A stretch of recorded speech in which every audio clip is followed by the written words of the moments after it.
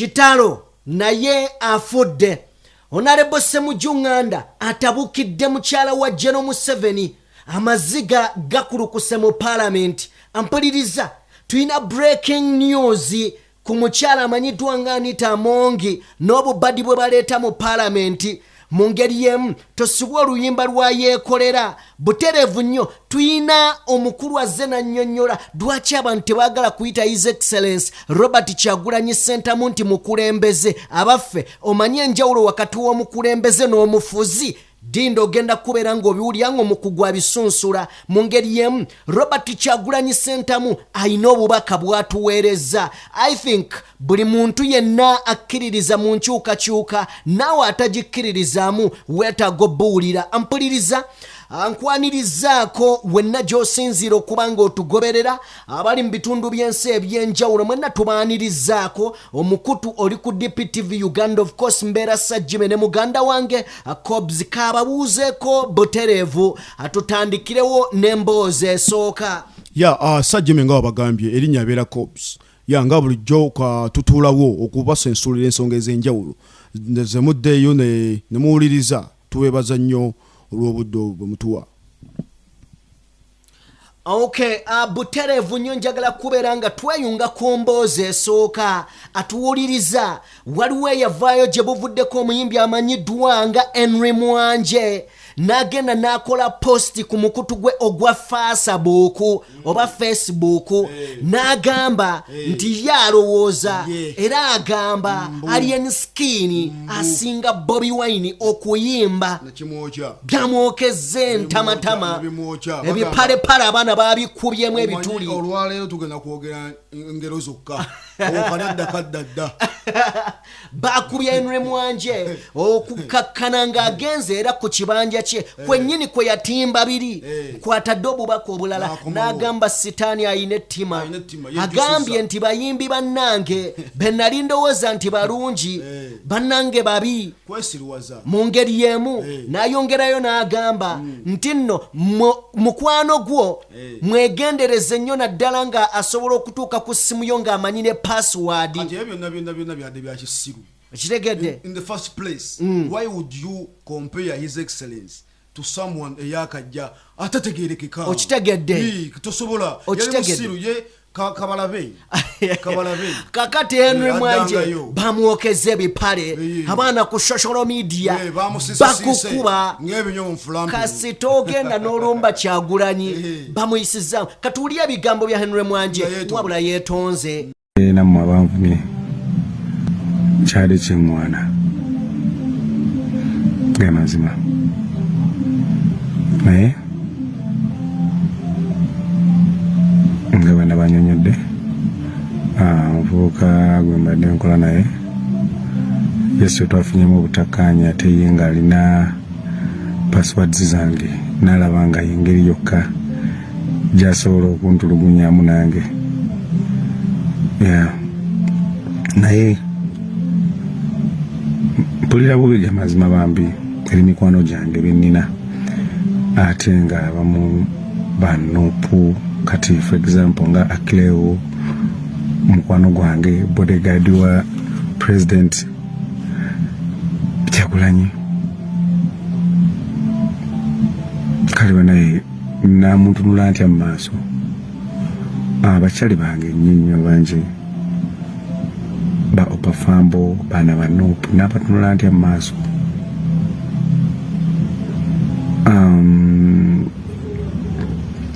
Baaliwo Selector Devi mukwano gwange n'amutunula ntya mu maaso. Birina namukasa maama banange ebyo tebyabadde byange bimwalabye kuba sisobola kusalawo okufiirwa mikwano gyange mirungi olwa ensonga ezigasanze. Kyampisiza bubi nnyo. Kapalaga bayibe yonna gy'oli nkimanyi kati owulira bubi bambi. Kakalamu the answer kimanyi owulira bubi naye temwebadde mu magezi gange byasi temulenzi abadde ayagala kunjokesa era mu butuufu yakifunye. Neebaza abakitegedde era abakakasa nti sisobola kuyisaamu His Excellency Bobi Wine maaso abakakasa nti nze mpa abantu ekitiibwa abansingako abakimanyi nti no tasobola kukikola mikwano gyange abalready presenter abatv presenter bambi abayesibwa obubi bangi abaze mu inbox yange banga Henry really gwakoze ekintu ekyo nimbagamba bannange no siyenze nimbanyonyola era bambi abakikkiriza mubale kunzikirizaamu abamanyi mbu sobola kukola kintu ekyo eninga byonna byonna bimwanvume wallahi bimwanira ddala. Okay, away from that side mukwano gwange mwana mulenzi oyo kyemujjukirako nti gye buvuddeko emabega kaawo abadde yeekulukuunya nnyo ku kibinja ky'abayaaye ekisimanya Fangoni Forest kakati baamuliiriddeyo emisege gyamulidde ne giwanda omusaayi ebbali. Alright, katugende mu bubaka. His Excellency Robert Kyagulanyi Ssentamu ampuliriza enkya y'olunaku olwaleero ayina obubaka bwatuweereza okitegedde tusomere obubaka obwo kwegamba mu struggle yaffe eno ey'okununula eggwanga lyaffe oyinza obutabeera perfect 100 ku 100 mu buli kyokola okuleeta enkyukakyuka naye buli kyokola kiteekeddwa okubeera nga kizze ku lw'omutima omulungi oba mu mutima omulungi okitegedde n'olw'ebiruubirirwa ebirungi maani omusajja oyo singa bamugoberera naye of course omulimu gwabwe tugumanyi ba propagandist ba NRM basokoli elites naye ate ajja bakubanyuka ekyo genda kitambuza otya okitegedde oba ogenda gitambuza otya. Okay, ya His Excellency Robert Kyagulanyi Ssentamu butereevu nnyo bwe tuba okitegedde bwe tuba nga tuvuddeyo mutukkirize bannayuganda katono ddala nnyo soke tufune ku bubaka obuva ewayeekolera Itongwa buyise mu kayimba katubawummuze alinga ennyonza tamanyi information yo wabula n'okuyiga tamanyi ba alien sikati abasikati naye tebutubale. Alright, kale katufune Itongwa sange namakulu ow'olugabire ondabira nnyo kasule lwayise omwana w'emmamba mulabe ennyenda sange namakulu ow'olugave ondabira nnyo kasule lwayise mwannyina zisise eddala lyolyota wabula oyitangayo n'ondabako ndagira eddagawoka nejjowana baagaliza omwaka guno ogw'eddembe mwe bannya b'ab'eŋŋonge sibasudde okuzaala kwammwe kuti n'eggwanga. Cobbs mbadde mu byobufuzi okuva nze natandika okugoberera ebyobufuzi mu kalulu ka 2006 2.5 nali ntandise okwekkaanya ebyobufuzi era nga nkola comment ku byobufuzi naye ebbanga lyemmaze nga ndaba n'ebbanga lyemmaze nga nsoma ku byobufuzi obukulembeze okwetolola ensi yonna amazima amatuufu katwogere ku levo ye Uganda sinnaba kulabako kibiina kiri organized nga National Unity Platform. Ekyo kituufu ekyo ekiri because tusobola omenyana ebibiina gw'ogambye 2.5 yali 2011 okitegedde 2011 of course twate tunatandika kulonda naye ng'era olaba ebintu n'obisensula mu ngeri ey'enjawulo sinnaba kulabako political party mu Uganda eri organized ebyo byonna gasiya Jabe eyatata bebe cool PDP Abedi Bwanika Democratic Party yes later gundi pozi gundi yaliko oba DP ani oba DP yalinga DP yaliko co-organized actually bojjako nga boleta DP ndowooza NUP esinze ku DP ate yasinga NRM tunyumya NRM poka wanga ayinenge gye yali azimbyemu DP ng'ogyayo ebintu byayo ddala biri legit bulungi of course so atuwuliriza nga bw'otunuulira National Unity Platform okuviira ddala ekamwokya agaali amaka g'omuntu naye nga bw'olaba entegeka ddala zinyuma ne tugenda wano emakerere Kikoni njagala otunuulire ebizimbe engeri plani yaabyo olabe ng'egye baabisiiga actually tujja funa obudde nga DPTV yes tusituke tubalage buli kimu yes kana akazimbe kemula mu kifaananyi kasukkawo ekizimbe kinene ddala waliwo n'ebirala ebigenda mu maaso so bw'otunuulira enteekateeka z'aba foreign soldier abagudde abafudde engeri gye babawamu ekitiibwa okitegedde engeri gye babatimbamu waliwo n'ekifaananyi ekyalabise nga his excellence agenze n'abavunamira okitegedde so owulira ng'omuntu oba aba avudde ekituufu kiruma naye respect ye nemuwebwa nga buli kiseera alabika ayogerwako so owulira ng'omuntu at least yafiira cause so atwagala otwala omukisa guno okwebaza Robert Kyagulanyi Ssentamu olw'obukulembeze obulungi obw'ensonga nga teyekkiriranya okubeera example cause wetwogera ku example Bobi Wine abadde example okuva mu music aze kati abafumbo oyo example okitegedde okitegedde mu bukulembeze wankizo actually we tusinga olabira obukulembeze muntu nga ina family so bw'otunuulira aba foot soldier bogenda maaso n'okubanga olaba amazima ga Katonda olaba abaana banyumye okitegedde n'okimanyi n'ekigambo kivideo ku mulembe guno yes foot soldier abaana babigere baabo obalaba gwe kwenye bolabaawo bali organized smart mu uniform ku mulembe gwe tulabidde abavubuka nga tulina n'aba traffic ku kkubo katubawa ka traffic dipisigede mungu okoleramu anti ndi ku mulimu eno gavumenti yatuuka ndowooza balaba bali mu kwegama nkuba naye gwe oli mu kukola ndi mu kukola nina okukola omulimu ogwampeebwa kale soka omukwata aveeyo soka omukolere ekkuba aveeyo kolera ekkubo nga gwe osi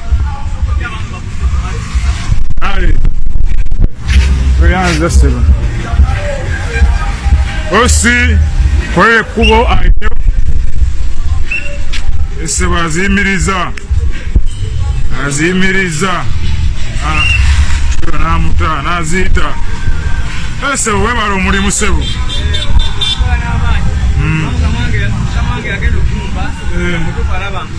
kituufu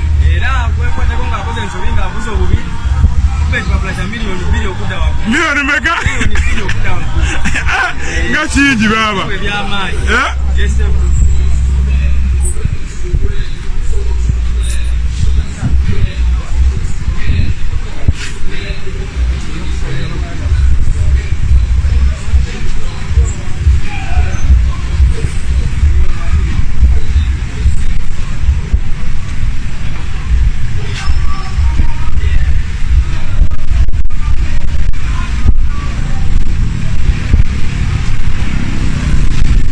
okay oyo yo wa traffic cops ndoza mukiraba ali smart by the way yes very smart akatambya ku mukalaba noli yabadde awana mikono omukulu yadde yawana mikono so bwe twogera ku Robert Kyagulanyi Ssentamu tutegeeza kino ekyogenda okuwulira ono ye Bobi Wine ali mu masomero mu baana abato ali mu bakulu ali luddawa alo wonna n'abaana bato by the way katufuna akayimba tuzenga tulaba buno obutambi bonna nga abaana bavaayo ne boogera kalina kano katufune kano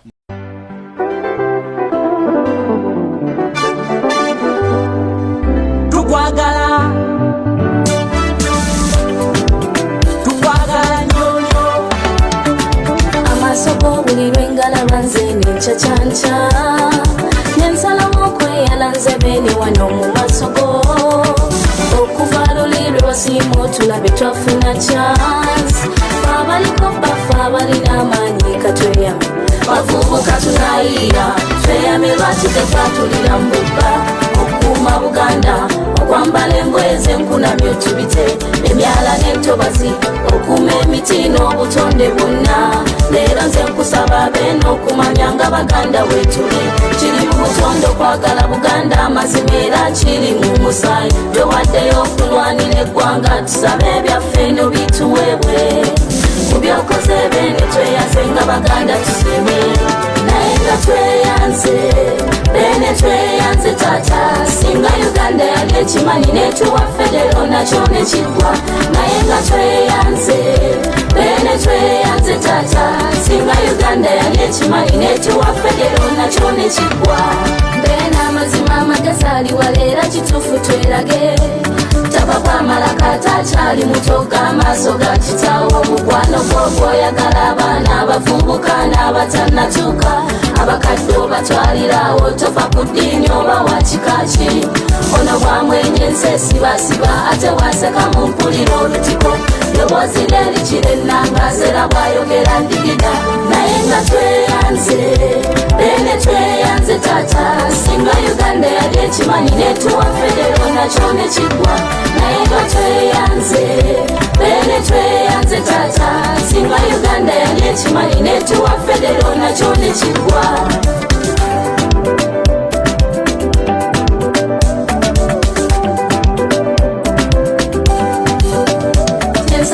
kuleka abafuzi abalala kuba ebyabwe byabigwo ffe twagala kwasobola okukulembera bene gwegwe twesiga kujubirewo tusaba obe muwanguzi sebo ntenjeru esabe bano bagundi obalaba abaseko obuseko naye amala gango n'olumu balwanira sente oluusi ne beetomera ng'ente obwesigwabo obusaanafe abavubuka ddala ab'omukyagwe ono bwayogera tewabafuluma ate bwalagira tewabawuuna obuyinza bwe bukira abalala nzera bwayogera nsirika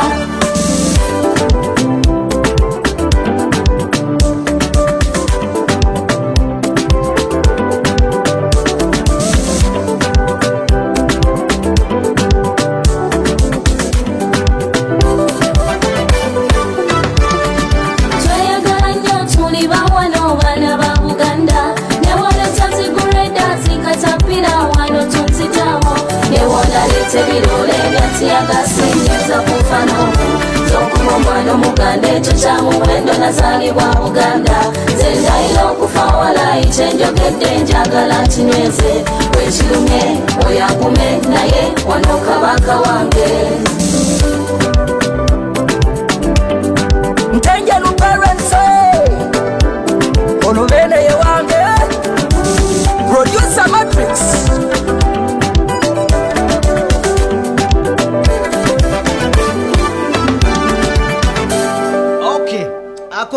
akoke katambi abaana mubalabi kansubire nti kakuwomedde abaana bayimbye bulungi atuwuliriza tubagamba nti ebiseera ebimu tunenya bannamawulire abali ku mainstream media ne balina ensonga lwaki bannamawulire bano abamu ebigambo babizibira olw'ensonga akatambi kogenda okulya ka munnamawulire akolera Daily Monitor amanyiddwa nga Gabriel Bule Bule yagambye tebamuwambira obwana bukyali buto Nnyo oyinza okwebuuza statement ki yabadde ayogererako kino tomunenya okuwamba kwe kuli mu Uganda okitegedde okuwamba ye baana baliwo okitegedde so katufune Gabriel Bule bwe tuvaayo buterevu atweyunge ku bigambo ebirala nga bwe bitambula kankugambe bwe tubanga tuli mu kwogera bya ddala nga si mu bubi era temuntwala obubi bannaye temumpamba obwana bwange buto kakati mbadde nsaba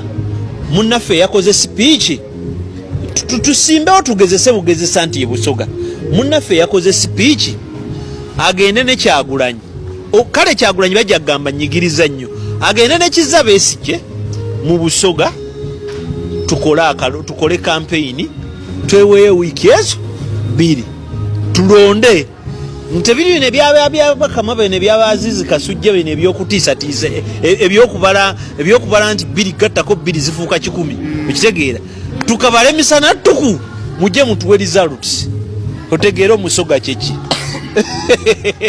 abantu si basiru embaga yo yabaddewo era ekyo tusobola nakinenyeza Kyabazinga abakulembeze b'ennono nze njagala nnyo Kyabazinga njagala nnyo Obusoga nkitegeera naye abantu abo they are very peaceful Basoga peacemakers kitege tulowooza mbu ekyo tekyabalumi naye tekibamalira budde owekitiibwa Dr. Muvawala yeyayita nuupu yeyayita n'abebibiina ebirala ekitegeera naye kati golooza yebugwagwa nti yabayita baleme kujja yabayita nga akimanyi nti bajja kujja era nga naye kyayagala omukolo gugirizibwa abantu kasa gwawedde n'okugwa gwawedde naye ate kati yemuva wala akimanyi nti he needs opposition, he needs government in a wrong run.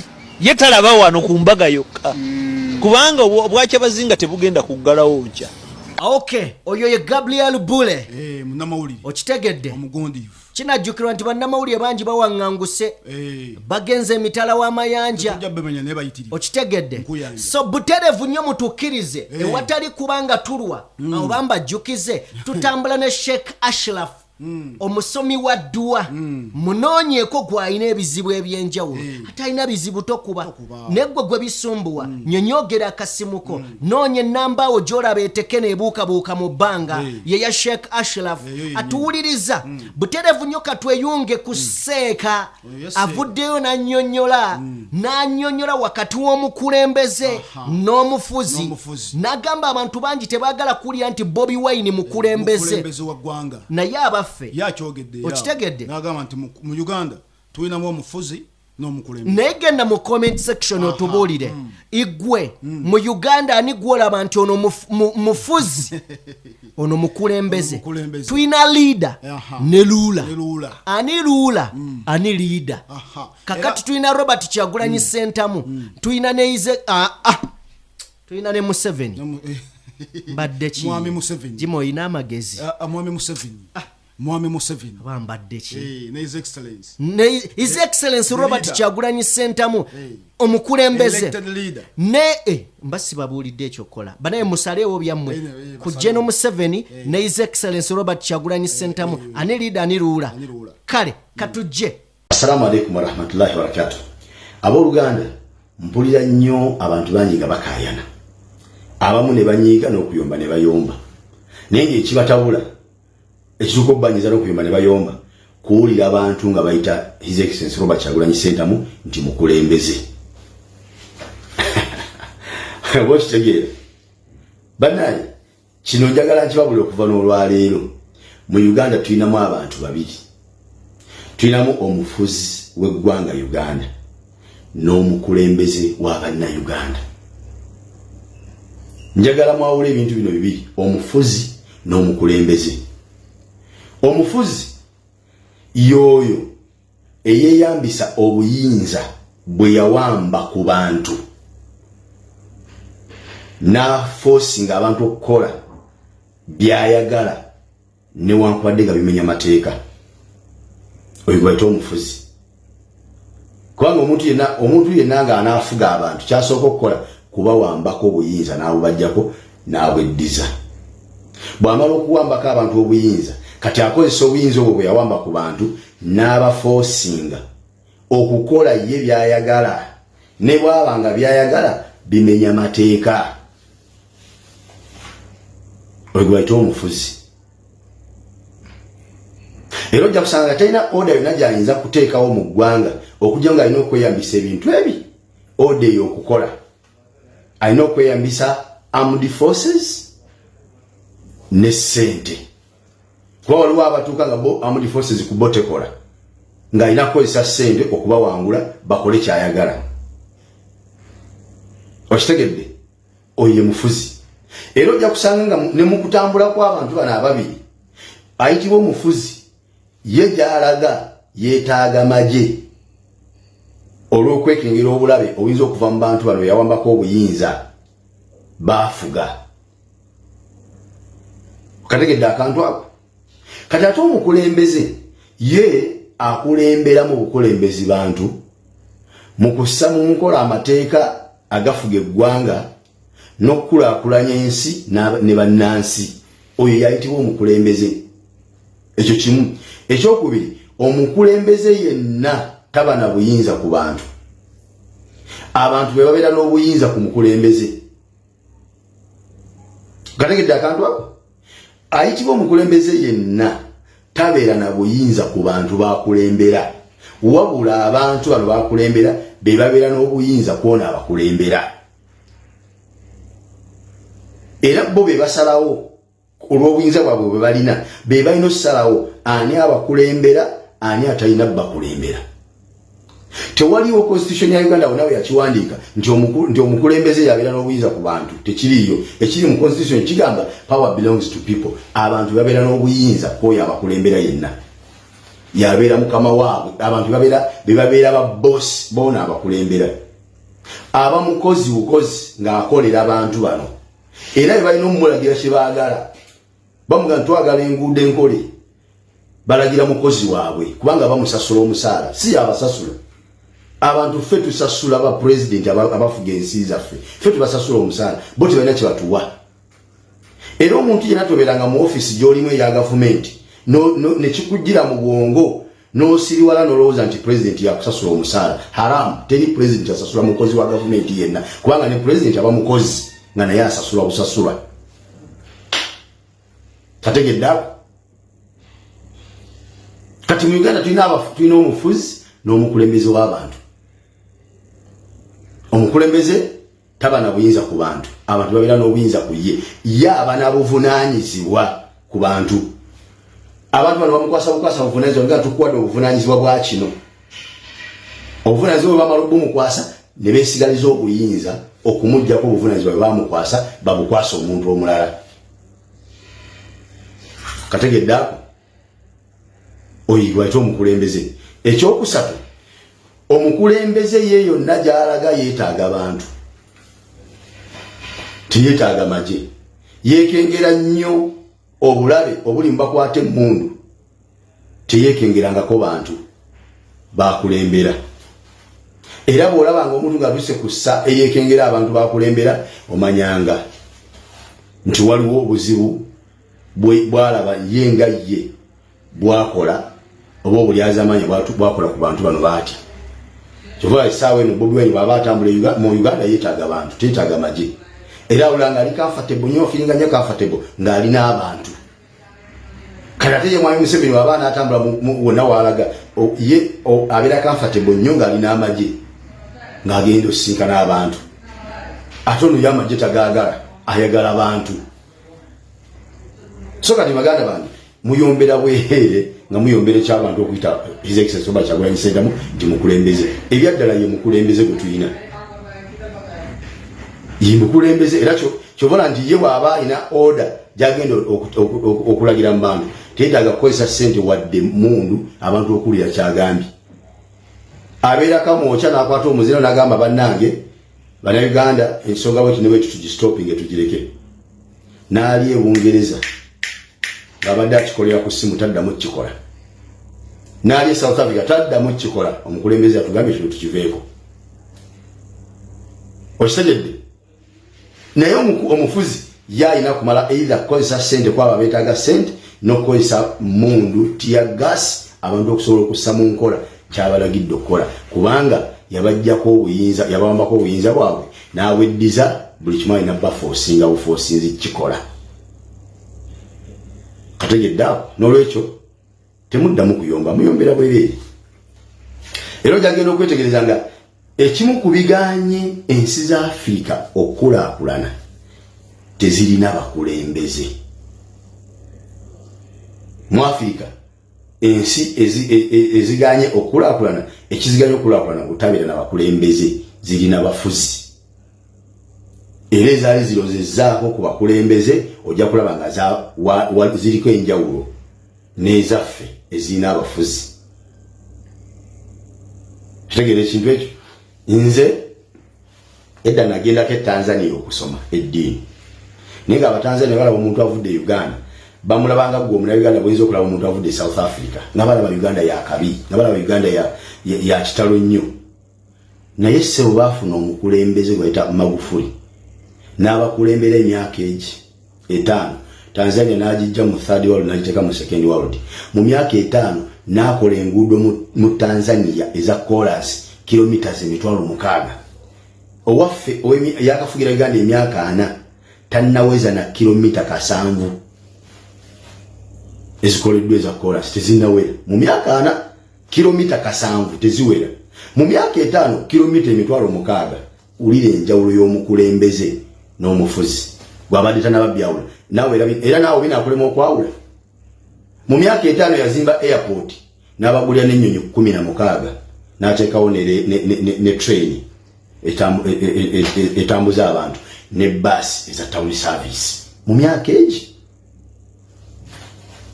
5 oyo gwe bayita omukulembeze. Ensi yonna yeetaaga mukulembeze okukulaakulana. Ebbanga Allah yalimala nga abagezesezza n'ekigezo ky'omufuzi nga tumina mukulembeze okukulaakulana mu kwerabire.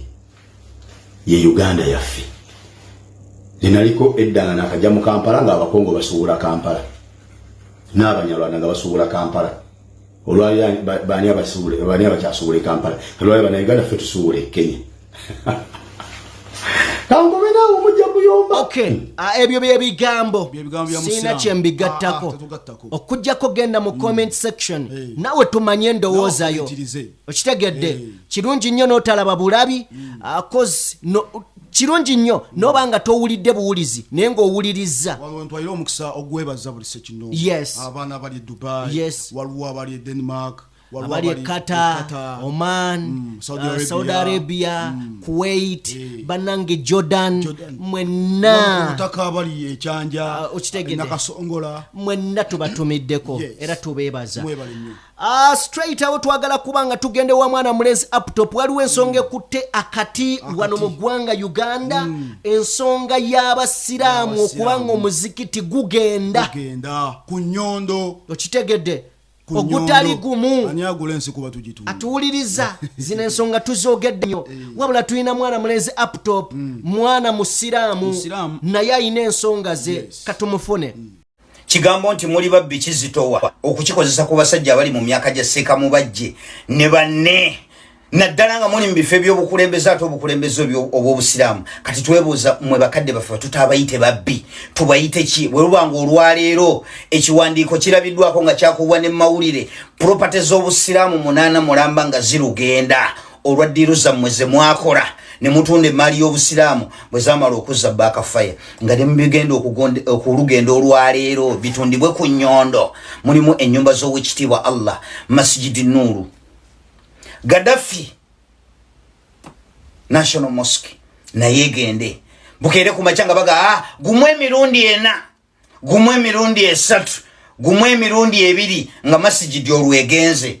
Basajja mmwe muli babi bye bino Seeka Muzaata bye yakeera n'ayimirirako n'ayogerako n'avumirira n'agezaako kusitula eddoboozi nti bannange mubajja omusajja atunde emaali y'obusiraamu agimalawo omusajja mubbi. Abawalimu abamu bayimirira ku bituuti ne bavumirira Seeka Muzaata nti kyokola kikyamu, abakulembeze tulina obbagondera nga mumwine Atidde egamba nti omukulembeze agonderwa ne bw'aba faasiku ne bw'aba mwononefu. Kati mulaba omwononefu wamwe watusiza.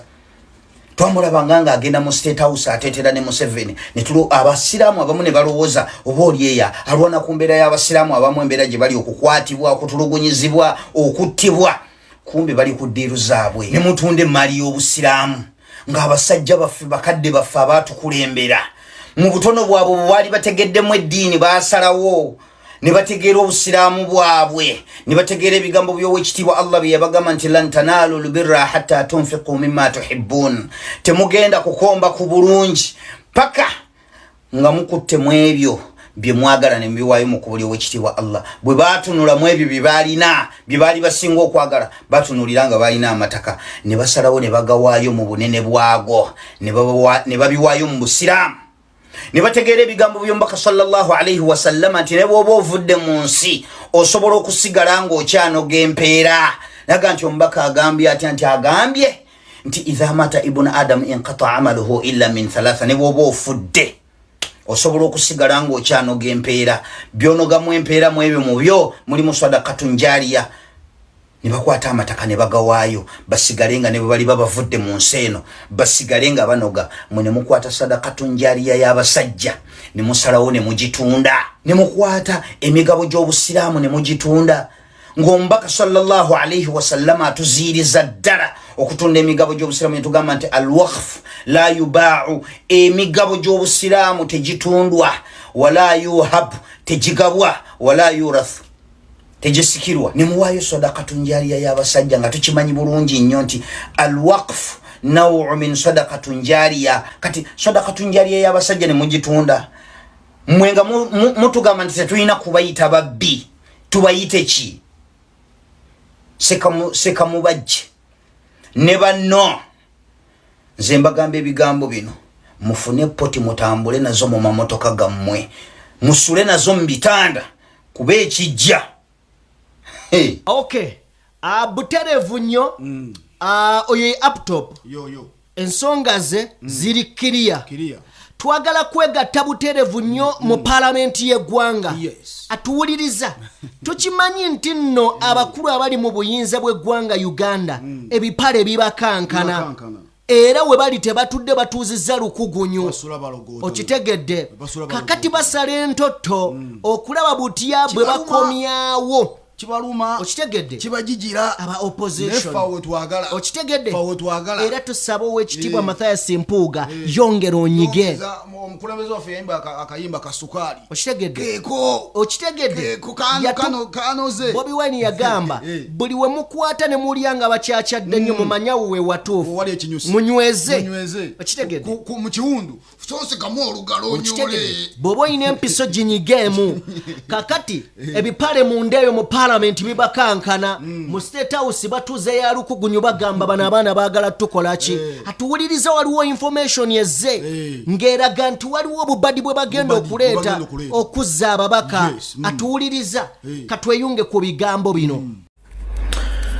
Mbalamusizaako bannayuganda mwenna naddala baagala enkyukakyuka mu Uganda n'okwetoola ensi yonna era nennamusa ku mukulembeze wange Robert Kyagulanyi Ssentamu kansule nti akatambi kano kanaakusanga gy'onooba oli ne bannayuganda bonna baagala enkyukakyuka. Olwali ennaku z'omwezi ziri 21 olunaku lwakubiri ezaakonka ku mwezi ogw'e11 omwaka 2023 ekindeese nno ekipayipayi okujja okurekodinga ka vidiyo kano nga njala bbawo update kubanga wennagira olunaku lw'enkya ku saa 2 gayinza okuba nga ssemawulire njagadde nga bwenga obudde bukyali oba either bakisazaamu oba bagendera kyo mu maaso.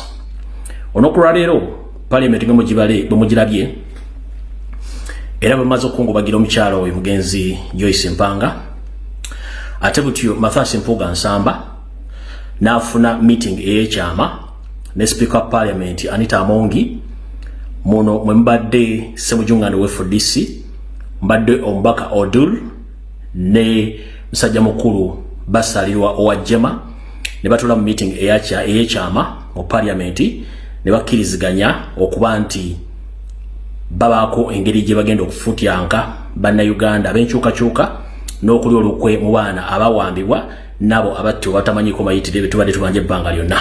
Mu meeting ero abakkiriziganyizza era ensimbi ziwanyisiganyiziddwa mu mikono ne bakkiriziganya nti ku lunaku lw'enkya Anita Amongi agenda kwogera ne bakama be bakkirize Prime Minister Omukyala Nabbanja olunaku lw'enkya ajje mu Parliament abeeko ekiwandiiko kyasoma ekiraga nti balina abantu bebamanyi be balina mu kasitode zaabwe awo be batalina bajja bagamba nti bamayiko mayitire gaabwe era kino kiwalirize abaka abavuganya wabaka ba Parliament aboludde oluvuganya okoma mu Parliament ekyo nakyo kiyita olw'ensonga bakimanyi bulungi nnyo mu mateeka gafuga Parliament z'ensi yonna nti kasita Parliament teberamu baludde abavuganya ne bwokola etteeka oba ennongoosereza nga tebaliimu liba terina makulu ne bamugenda kuyisa mbalirira nga temuli baludde aluvuganya embali bateri sintuufu n'ebitongole bigaba ensimbi tebisobola kuwa na buli kimu kye basobola okukola nga abaludde oluvuganya tebali mu Parliament kiba tekikola. Kati bano bali ku pressure okuba nti abaludde oluvuganya basigala nga bali bweru emirimu gya yoseeri ne gya Parliament ne baagala okuyisawo bijja kuba tebirina makulu. Kati bakkiriziganyizza olwaleero ne bagamba nti bano enkya Nabbanja ajje mu Parliament asome ekiwandiiko kye bamaze okufumbirira nga kiraga nti be balinawo n'abo batamanyiko mayitire kiwalirize bano bakume mu Parliament basobole okukola ebivuyo gyabwe gy'ebyobufuzi nga bulijjo. So njagadde otegeeza eggwanga n'otegeeza bannankyukakyuka mwena gye muli nti akatambi kano nkakoze olw'ensonga nti wennagira akawungezi nkya ku saa 2 kiyinza okuba nga kikeerezi ng'ate abantu bano bamaze okutulyamu olukwe mu kawungezi kaaliro nga n'ensimbi bazikutte. Akafubo kano kaddemu Speaker Anita Amongi wa NRM, kabadde Mathias Mpuuga Nsamba nga yakulira oluvuganya mu Parliament wa NUP, kabaddemu Ssemujju ng'anda wa FDC, kabaddemu omubaka Odul wa UPC, ne kabeeramu ne mukulu basalira owajjema era ensimbi zisinganyiziddwa kibagenda okuwona ku lwenca okujjako nga Atidde ne bakyusa mu nkola gye bakkiriziganyizaako naye nga bwe bibadde olwaleero kino nzize nkigobera nga bano baga nti ngenda bagoberera abasajja bano mpaka gye nabatuusa mwenna abadde ku mutimbagano ku lunaku olw'Essande nga tujjukira baganda baffe abaawambibwa n'abattibwa mu nnaku z'omwezi 18 z'omwezi 19 omwezi ogwa Novemba mwaka 2020 bwe twadde mu kusaba ku kitebe kyaffe kya National Platform mwawulidde omubaka Aisha Kabanda nga ayisa kodi egamba nti yayogedde n'agamba nti bo balina okudda mu parliament gye babazoganyiza okusinga okuzoganyiza ebweru so abantu bajja kubabanja nga bali mu parliament so balinde oba lwakubiri badde mu parliament kumbe ono yadde alina kodi gyasindika nga agisindikira banne kyebagenda okukola so njala tutegeeze eggwanga bannayuganda mwena bafiirwa abantu bammwe n'okutegeeza omukulembeze wange Robert Kyagulanyi Ssentamu n'abantu abalala bonna nti muwunye nkya parliament ng'etudde bulungi nnyo omukyala Prime Minister nje nasoma ekiwandiiko ekitaliko mutwe n'amagulu olw'ensonga nti ddiiru eno ekoleddwa olunaku lwaleero era mulinde nkya okujja nga bagiyimiriza nga bwenkafulumiza essaawa zino kubanga njagadde okikola nga bajja kiyisaawo enkya nga tenze ejja kujja kawungezi essanga 2 nyinza okusanga kimaze okuyita nga kifuusa amawulu ate saagala nnyo bba amawulire ga amawulu ye video eno njikoza akawungezi kowaleero meeting etudde mu parliament ebadde yakyama amanya nga bawadde bani abadde mu meeting eyo biki ebiseeseddwako era nabbanja ajja kujja ayogere ku lwa gavumenti n'ekiwandiiko kye bagenda okubaga ekiro kino bayise bye bagenda okuyisa kulaba naffe abaafiirwa naye nga nfundikira bannabyabufuzi abali mu Uganda mutubalemu ku magezi omulundi ogwokubiri lwaki ensimbi zibasingira buli kimu mukimanyi bulungi ne mubeera mu parliament temuna kye musobola kukyusa lwaki mulya mu bannayuganda babalonda olukwe bakulu mweddeko naffe tulina obulumi ku ggwanga eryo ate tulina omugabo omuntu okulonda wawansi aba akutaddemu obuvunaanyizibwa nga gwe yeesize ne gwe bobeesinga kutegerako ne famire n'okulya n'ogejja ng'abalo bavuddemu mukoleko ekyewunyisa olumu parliament mulimu giddamu mugiveemu kuba tena kyebagasa kati mumaze okuyisinganya ensimbi mu mikono mukoze endagaano enkya mugenda kujja mukiyiseewo naye nga twabasaba temudda mu parliament nga bannaffe tebavuddeeyo ensi abasajja bagitwala gemazima nkiddamu ensi abasajja banyalonda batwala ensi eno ne muganya okutegera okujja nga nabo muli bo mu kubbo muli kabinja ku bo buli kimu Uganda kiri aganaaga ne muganya okutegeera mulwokuba muvuga zi V8 mufuluma ne mugende bweru ogwanga musomesa abaana mu masomero ag'ebbeeyi essaawa zino wetwogerera abantu abali ekireka bbanda babamenyedde amayumba byalo ku byalo byonna babimenye temunnayogerako enguudo ziguddemu tewali azoogerako abantu abamu tebalina mmere tewali akyogerako ne mu mulimu parliament muzanya muzajja byabufuzi famire z'abo abantu abaabuzibwawo ne battibwa bakikola lwakuba mmwe singa tebaali bo temwandibadde mu parliament eno kati mutula mutya n'omuleka mumuteebise mumuleka akole byayagala n'okuba mulina kye muyisaawo mukulu Mathias Mpuuga Nsamba n'akabinja kw'okulembera okay bwe tuba nga tuvuddeko eyo nabyo katusuubire nti mubiwulidde bulungi mu mawulire agatali malungi eri mu mawulire media fraternity atuwuliriza waliwo munnamawulire munnaffe amanyiddwa nga James Mayinja. James Mayinja nakolako naye ku Delta TV y'omu ku bantu abanjagazisa amawulire mbadde mwebuuzaako ebintu bingi. Yes, tubadde tusinkana enfunda eziwera ne tuwogerezganyamu ku bitunyiga nga bannamawulire n'ebintu bingi. Olunaku olwalira avudde mu bulamu bw'ensi eno Kitalo nnyo nyini ddala abadde musunsuzi omukulu. Yes, so omukama Katonda amuyisa olunaku olwaleero tusaba omwoyo gw'omugenzi omukama agulamuze ekisa ebisingawo tujja kuba nga tubikuleetera ne mu kuziika nja kubaayo. Yes, ate menta wange so nja kubeerayo mu kuziika ebisingawo tujja kuba nga tubikuleetera ku James Mayinja rather. So kale katuveewaawo butereevu tweyunge mu palamenti nate setteesereso w'eggwanga Uganda atuwuliriza ebigambo eri omukulu amanyiddwa nga Ibrahimu Ssemujju Nganda amamiridde famire ya mwami Museven amamiridde wakati mu setteeserezo yavuddeyo jjukira olunaku olwajja okwabadde kusabira omwoyo gw'omugenzi mu kiseera kino Joyce Mpanga ono nga yali senkulu w'ebyenjigiriza ebisookerwako yes so mu gavumenti y'emmengo so yaleeteddwa mu palamenti okusiimibwa emirimu gy'akoledde eggwanga okutwaliza awamu kakati ababaka waliwo neyambuziza nti ababaka nga bazze mu palamenti gy'olutula terwabadde lwa palamenti kwabadde kusiima emirimu gy'omugenzi mu kiseera kino ababaka bonna babadde balina okubeerayo so naye entuula za palamenti zino zetugamba ez'ababaka baziboyikootinga so atuwuliriza omukulu amanyiddwa nga Ibrahimu Ssemujju Nganda yakozesezza omukisa guno wabula Ssemujju Nganda oh my goodness yagenze n'akoona naye lwaki tuwogera twagala muwulire Ssemujju Nganda nawe ofumiitirize yabadde asabula no agwe yabadde asabula mu bagambe kubanga eyabadde ali awo nga yeebase gwe babadde bazze okusiima omugenzi wa byanjigiriza okitegedde kakati ali mu byenjigiriza olwaleero okitegedde mu byanjigiriza n'amala yatukwatidde ku Jeneti mama w'eggwanga jajja katubalekere Ibrahimu Ssemujju abakulembeze mu nnyanya era tulina bayanga sima betulina okusomesa bannange katubalekere Ibrahimu Ssemujju Nganda takumira mpeera abatukumire mubeere bulungi. Mr. Speaker, I want to begin by extending my condolence to the family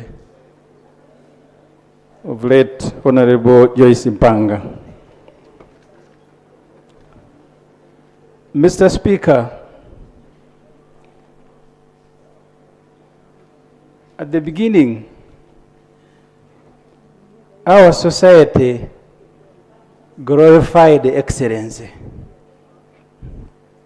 That's why the Joyce Mpangas were able to make it to the top.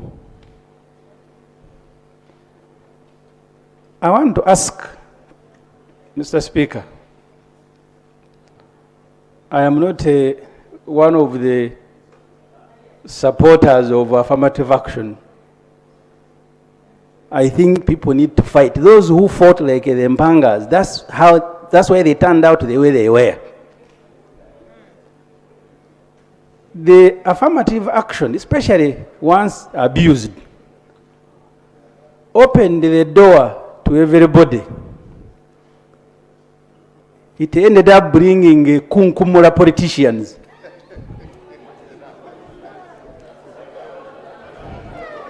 We are paying tribute, there is no order.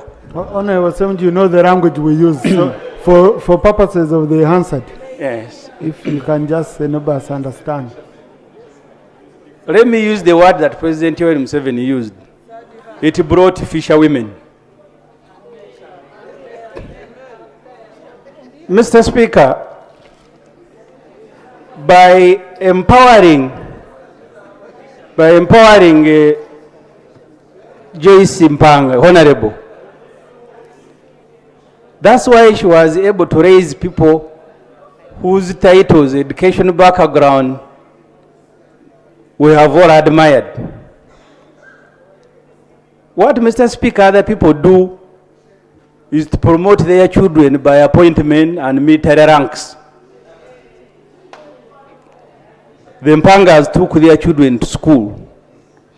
We now admire them.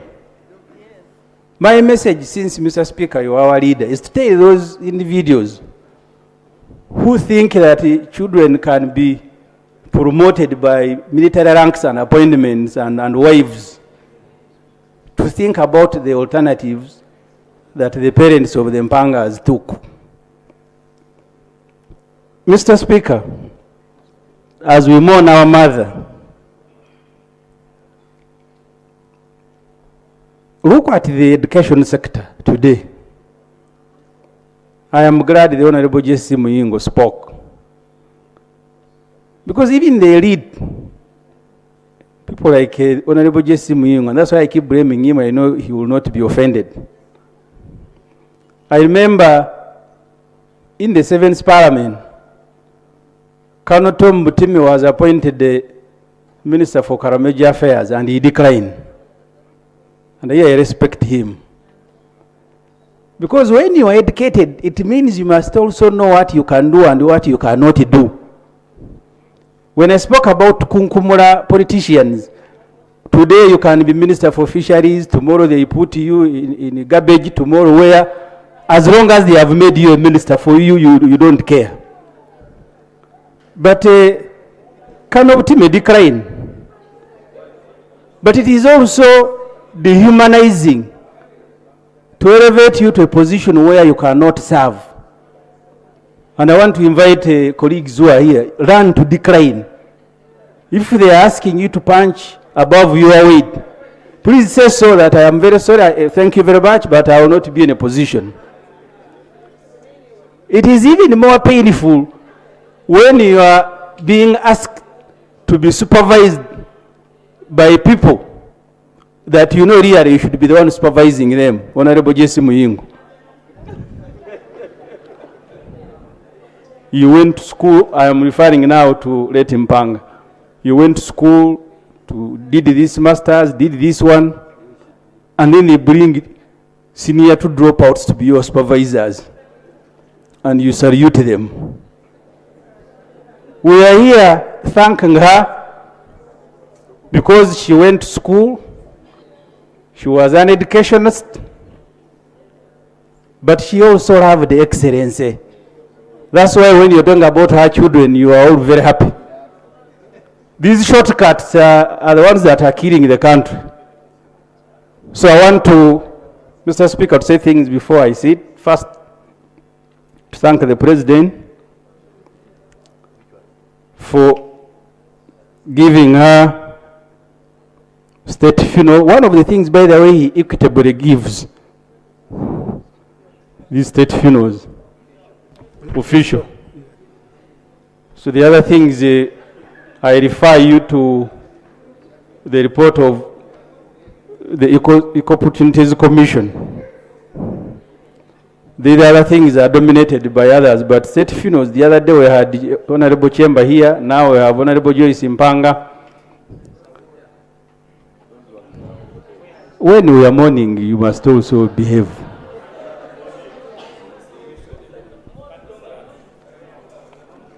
Mr. Speaker, I read the New Vision today, finally.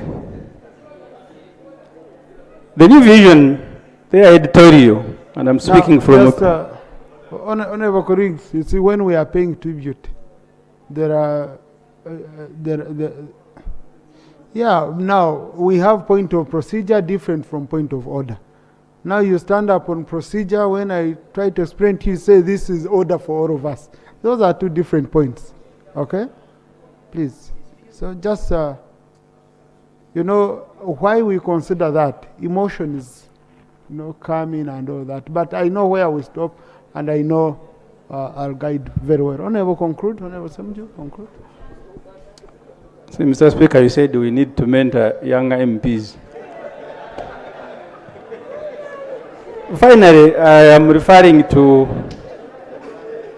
the editorial of New Vision today. The New Vision today, writing about Honorable Joyce Mpanga, described her generation as people who did not chase after worldly things, and made a call that to save this country, we need to return. I don't know why NRM MPs are agitated. So you want me to be speaking about you? We are speaking about Mpanga. But now, Honorable Ssemujju, yeah. You see, when you respond to people from the sides, then you're bringing an official communication onto the Hansard of Parliament. Ignore, because they are not on record. Okay? Thank you, Mr. Speaker. So the plea in the New Vision editorial is that we need to return the country to the era of the Mpangas. And that's why Professor Mshemeza here was speaking about corruption. Honorable Cecilia is clapping. So that generation that glorified competence, that glorified excellence, that did not pick people from markets selling tomatoes and then begin laughing at them. And this should concern everybody. Someone has appointed you to a very big position and is laughing at you. Says, "Are you leave my fishermen?" And for you are celebrating. We therefore want to thank the Honorable Joyce Mpanga and also ask the family, Mr. Speaker, to continue with the legacy. Those of us who are not members of the family, we admire you. And there is a lot that we learn from you. May her soul rest in eternal peace. Thank you. Honorable Akena.